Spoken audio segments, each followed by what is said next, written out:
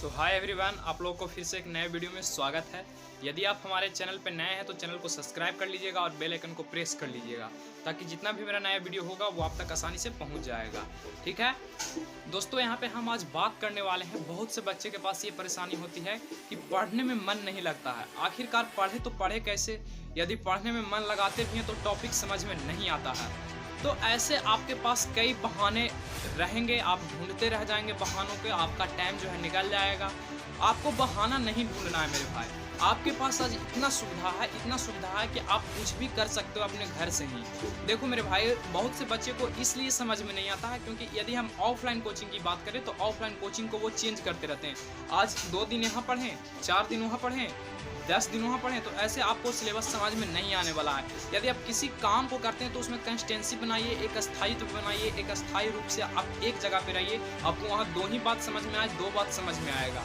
उसके बाद आपको नहीं समझ में आने का रीज़न ये भी हो सकता है कि आप जो है घर पे कभी भी किताब को खोल करके नहीं देखते हैं। जो टीचर द्वारा लिखाया जाता है उसी पे आप डिपेंडेंट रहते हैं। दूसरा रीज़न आपके पास ये हो सकता है, इसके कारण से आपको समझ में नहीं आ सकता है। आपको क्या करना है कि जो भी टीचर क्लास में पढ़ा रहे हैं उससे पहले आप जो चैप्टर पढ़ना है या जो टीचर पढ़ा रहे हैं उससे पहले आप उस चैप्टर को क्या करिए, एक बार रीडिंग दीजिए। रीडिंग देने से क्या होता है, 1 शब्द या 2 शब्द या 5 शब्द या 10 शब्द आपको समझ में जरूर आएगा। आपको लगेगा कि अरे इसको तो रीडिंग दिए थे, इस शब्द का मतलब ये हुआ। तो आपके पास बहाना जब आप ढूंढिएगा तो बहुत सारे रीजन निकल सकते हैं मेरे भाई।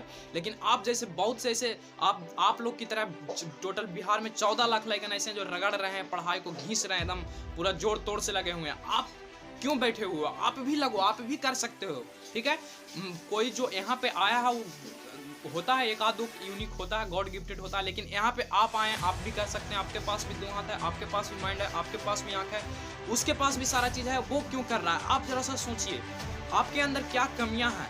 आप देखिए, समझ में नहीं आने का रीज़न बड़ा यही हो सकता है कि आप जो है सिर्फ कोचिंग पे डिपेंडेंट है। तो आपको कोचिंग पे डिपेंडेंट नहीं रहना है मेरे भाई। आप देखिए क्या करना है, आपको किताब रीडिंग देना है, जो टीचर द्वारा लिखाया गया है उसको लिख लेना है। उसके बाद खुद से फिर से आके किताब रीडिंग देना है, देखना है कि कहाँ टीचर ने छोड़ दिया है, उसको आपको कंप्लीट करना है। आपको क्लास में बच्चे जो तेज होते हैं वो आपको लगता होगा ऐसा कि मुझसे ये अधिक इतना तेज क्यों है, क्योंकि वो साइड से ना अपना टाइम दे रहा है। ठीक है, आप भी टाइम दीजिए, आप भी उसके लायक आ सकते हैं। बट आप सोचिएगा कि एक दिन में किसी भी चैप्टर को लेकर के बैठे फिनिश कर लें, आपको ये होने वाला नहीं है। आपको टाइम देना पड़ेगा, पूरा साल भर की तैयारी करना पड़ेगा एकदम घिस करके। उसमें आपको कोई भी अथी नहीं करना पड़ेगा, कंजूसा जो बोलते हैं ना, वो नहीं करना पड़ेगा।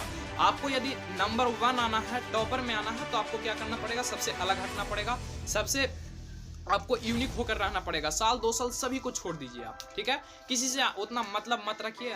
मिला क्लास में, मिला हाय हेलो हुआ, उसके बाद नो कुछ भी आप इधर उधर के लन फन के फिर मत पड़िए। आप अपने सिलेबस पे फोकस कीजिए।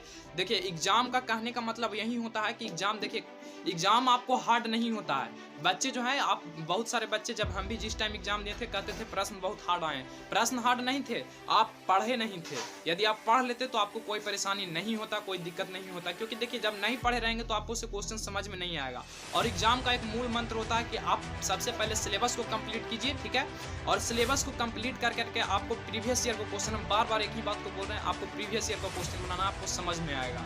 और मन लगाने की यदि हम बात करें तो आपको मन लगाना है मेरे भाई, तो ज़्यादा नहीं, मात्र 10 से 15 दिन आप प्रैक्टिस करके देखें, एक रूटीन के अनुसार। ऐसा नहीं होता है, बहुत से बच्चे के पास डेली लाइफ का रूटीन नहीं होता है, प्रतिदिन का रूटीन नहीं होता है, जिसके कारण से उसको समझ में नहीं आता है। यदि आप प्रतिदिन का रूटीन बना लेते हैं कि हमको इतना घंटा पढ़ना है, तो पढ़ना है, हर हालत में पढ़ना है, समझ में आए या नहीं आए, आप धीरे धीरे कर करके आप जरूर सक्सेस तक जा सकते हैं। यदि एक बार यदि तालाब मान ले जाए कि बारिश के पानी आप लोग देखेंगे बूंद बूंद करके क्या करता है, तालाब को भर देता है। घड़ा में आप लोग देखोगे जो नल होता है बूंद बूंद करके घड़ा को भर देता है। ठीक है, तो उसी प्रकार से जब आप थोड़े मेहनत करेंगे तो आप बहुत बड़ा बन सकते हैं, काफ़ी अच्छा ऊंचाई तक जा सकते हैं। तो आप अपने अंदर से मन को बरियार कीजिए और आप भी सोचिए कि हम भी कर सकते हैं, हम भी कुछ करके दिखा सकते हैं, हम भी टॉपिक को समझ सकते हैं, हम भी किसी को समझा सकते हैं। जिस दिन से आप ये मेंटेलिटी बना लेंगे उस दिन के बाद आपको कोई परेशानी नहीं होने वाला है। लेकिन आप सबसे पहले आपको मन जो है ना,